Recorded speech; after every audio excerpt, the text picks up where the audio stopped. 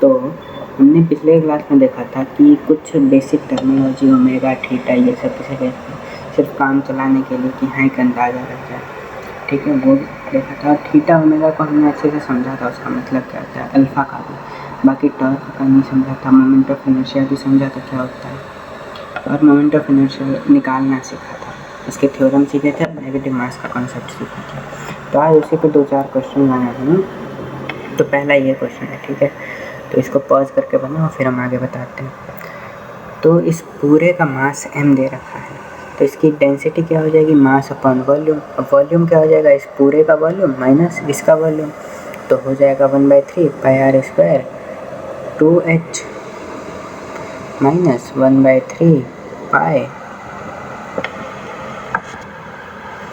1/3 pi r/2 का square into h, ये हो जाएगा इसका डेंसिटी, जो कि हो जाएगा m upon R square h पाई/3, कॉमन कर लेंगे तो 2 माइनस 1/4, जो कि हो जाएगा 7/4, 4 ऊपर जाएगा, 4×3 = 12, तो हो जाएगा 12 m upon 7 pi are square h, हो जाएगी इसकी डेंसिटी, ठीक है। अब डेंसिटी हमने क्यों निकाला है, क्योंकि जब हम इस पूरे का मोमेंट ऑफ इनर्शिया में से इसका मोमेंट ऑफ इनर्शिया घटाएंगे तो इस पूरे का मास तो हमको नहीं पता है, हमको मास सिर्फ इस ट्रंकेटेड का पता है। तो पूरे का मास कैसे निकालेंगे, वो हम डेंसिटी से निकाल सकते हैं, वॉल्यूम इनटू डेंसिटी करके, ठीक है।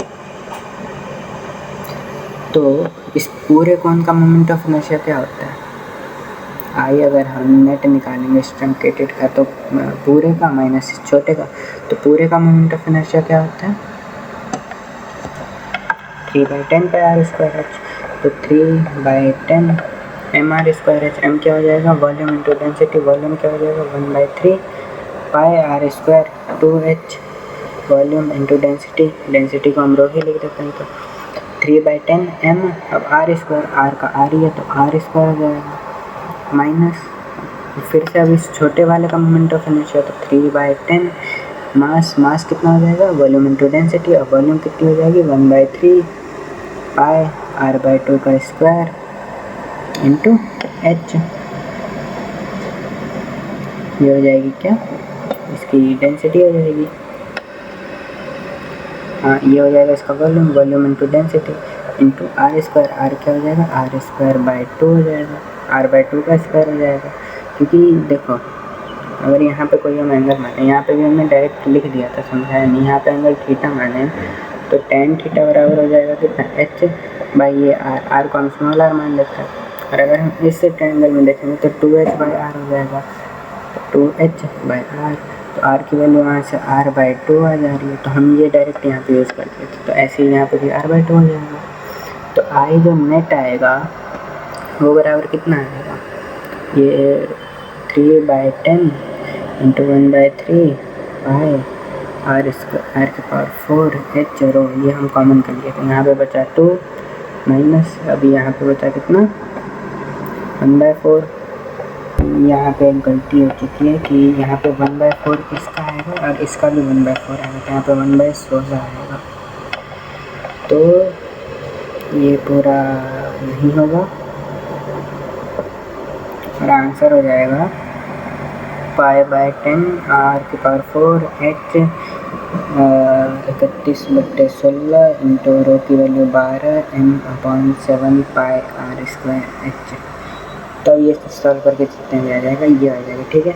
तो मेन मोटिव कैलकुलेशन नहीं था, मेन मोटिव था समझाना कि निकाले कैसे। अगर हम नेगेटिव मास से चलते तो हम इसका मास नेगेटिव कंसीडर कर लेते, अगर इसका मास नेगेटिव कंसीडर कर लेते तो यहाँ पे माइनस लगाने की ज़रूरत नहीं पड़ती, यहाँ पे प्लस लगा देते, और यहाँ पे जो ये रो इंटू वॉल्यूम लिखे हैं तो इसकी डेंसिटी नेगेटिव हो जाती क्योंकि मास नेगेटिव, तो ये माइनस ऑटोमेटिकली वहीं आ जाता।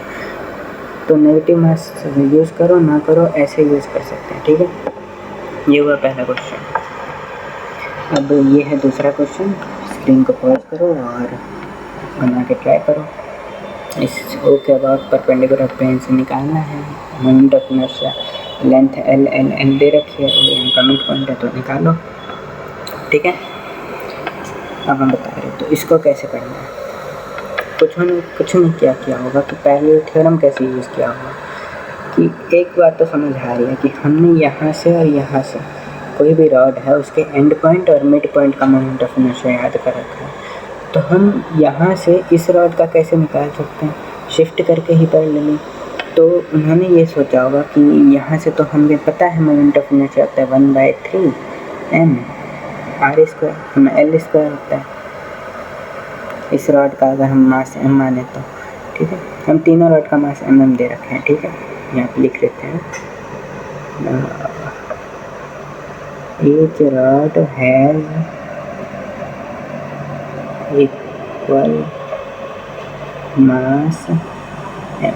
ठीक है, तो अगर इसका यहाँ से मोमेंट ऑफ इनर्शिया 1/3 ml² है, तो अब बताया था भैया ने कि यहाँ से शिफ्ट करके जो लगाते हैं तो इनिशियल मोमेंट ऑफ इनर्शिया में जितना दूरी शिफ्ट की वो लगा देते हैं, तो यहाँ पे ml/2 का स्क्वायर ये ऐड कर देंगे, तो इस रॉड का इस पॉइंट के अबाउट हो जाएगा। अब यहीं पे गलती है, हमने बताया था कि सेंटर ऑफ मास से जितना शिफ्ट हुआ हो, ना कि किसी भी पॉइंट से, ये सेंटर ऑफ मास नहीं है। तो अगर हम यहाँ सेंटर ऑफ मास से यहाँ से शिफ्ट करेंगे तो पहली बात यहाँ से इसका मोमेंट ऑफ इनर्शिया क्या आ जाएगा, अगर हम इस रॉड को 1 मान लें, इसको 2 मान लें, इसको 3 मान लें, तो I1 क्या आ जाएगा, इसके बाद मोमेंट ऑफ इनर्शिया जो कि होता है ml² प्लस जितना शिफ्ट हुआ तो l/2 शिफ्ट हुआ तो क्या हो जाएगा प्लस ml²/2, ये हो जाएगा 1 का O के अकॉर्डिंग। सेम ऐसे 3 का भी O के रिस्पेक्ट में यही मोमेंट ऑफ इनर्शिया होगा, तो I3 भी इसी के बराबर ही होगा। बचा I2, तो I2 हमने याद कर रखा है कि सेंटर ऑफ मास से कितना होता है ml²/12।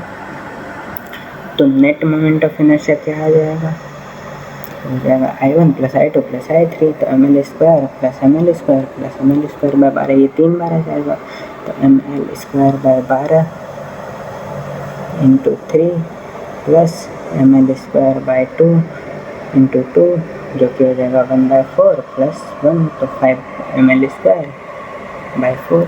ये इजी सा क्वेश्चन था, बस ये गलती नहीं करनी थी कि हम यहाँ से शिफ्टिंग करवा दे रहे हैं, ये गलती दिखाने के लिए हमने ये क्वेश्चन लिया। ठीक है, अब ये तो और क्वेश्चन है, इन दोनों को पॉज करो, बना के ट्राई करो, बन जाए तो ठीक, नहीं बन जाए तो हिंट लो। ठीक, तो अब हम बना रहे हैं, तो इसमें क्या बन रहा है, find moment of inertia of equilateral triangle, सबका लेंथ L है, पॉइंट O के about perpendicular to this plane, मतलब इससे जो एक्सिस परपेंडिकुलरली पास हो रही है उससे। तो ये तो सिंपल ही है, इन सब के मिड पॉइंट से शिफ्टिंग करवा देंगे। हाँ, ये लेंथ निकालना थोड़ा है, मतलब जो भी है ये लेंथ निकालना ही है, तो ये L/2 है। ठीक है, तो हमें ये निकालना है, तो ये कितना हो जाएगा, अगर हम यहाँ से थीटा लेंगे तो tan 30 डिग्री बराबर हो जाएगा x/L/2। ये x हम इसको बोल रहे हैं जितना शिफ्ट हुआ है, तो वो हो जाएगा कितना 1/√3, x बराबर हो जाएगा L/2√3, ये डिस्टेंस जाएगी L/2√3।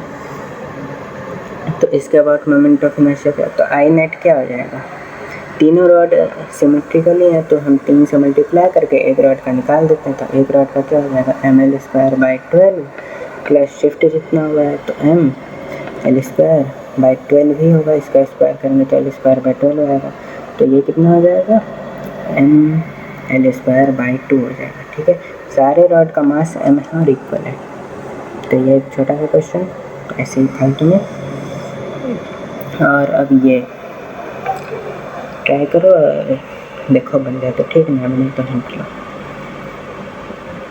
अब देखो कुछ क्या करेंगे, कुछ सोचेंगे कि हम पहले इसका निकाल लेते हैं, क्योंकि एक एक्सिस में निकालना है तो इसका निकाल लेते हैं, इसका निकाल लेते हैं, जोड़ देते हैं। इससे अच्छा दिमाग लगाओ कि अगर मान लो कोई एक स्फीयर है, ठीक है, इस एक्सिस के अबाउट अगर हमने उसका मोमेंट ऑफ इनर्शिया आई निकाल रखा है और हमने उसको बीच से कट कर दिया, तो क्या लेंथ में कहीं चेंज हुई? नहीं, सिर्फ आधा डायमेंशन ही घटा है। मतलब इसका आई किस पे डिपेंड करता है, एम पे और एल पे, एल के स्क्वायर पे। अब एल की जगह यहाँ पे क्या यूज़ होगा, आर यूज़ होगा, और ये आर जो होता है ये परपेंडिकुलरली देखा जाता है। ठीक है, जो भी लेंथ की डायमेंशन होती है जो तो वो परपेंडिकुलरली देखा जाए, तो परपेंडिकुलरली कोई चेंज तो नहीं आ रहा है, सिर्फ चेंज इतना आ रहा है कि इसका मास आधा हो जा रहा है। तो इस आधे का मोमेंट ऑफ इनर्शिया क्या हो जाएगा, I/2 हो जाएगा। और अगर हम इस आधे को ऐसे 180 डिग्री घुमा के यहाँ पे रख दें तो यही फिगर नहीं बन जाएगा। तो मतलब इसका I/2 है, इसका भी I/2 है, बस घुमा दिया रहेगा तो I/2 है, क्योंकि एक्सिस तो चेंज नहीं हो रही है, सिर्फ हम देख अलग तरीके से रहे। तो इसका भी I/2, इसका भी I/2, इसका भी I/2, इसका भी I/2, तो इसका मोमेंट ऑफ इनर्शिया नेट आई ही नहीं हो जाएगा, जो कि एक सॉलिड स्फीयर का होता है। तो कितना होता है, 2/5 mr²। ये क्वेश्चन इसीलिए दिया क्योंकि ऐसा नहीं कि हाँ हमें क्वेश्चन लिखे हम झट से इंटीग्रेशन में लग जाएं या फिर देखने लग जाएं कि हाँ कैलकुलेशन में लग जाए, नहीं, थोड़ा फिगर भी देख लिया करो कैसे हो रखा है, इसलिए क्वेश्चन दिया। ठीक, तो हाँ अब आगे का वीडियो हम अपडेट कर देंगे टेलीग्राम चैनल पे, तो ज्वाइन कर लेना उसे, और अगर बेनिफिशियल लगा हो तो सपोर्ट दिखाना।